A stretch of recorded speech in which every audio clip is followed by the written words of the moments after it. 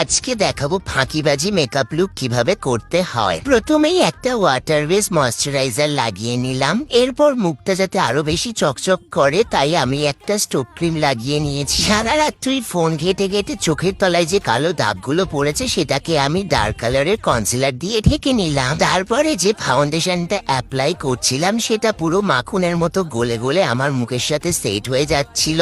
তারপরে একটু গাল দুটোকে টমেটোর মতো লাল লাল করে নিলাম। তারপরে পুরো মেকআপটাকে সেট করে নিয়েছিলাম যাতে এই গরমে আমার মেকআপ যাতে গলে ঝলসে না যায়। এবারে ডাইরেক্ট চলে গেলাম আই মেকআপ করতে।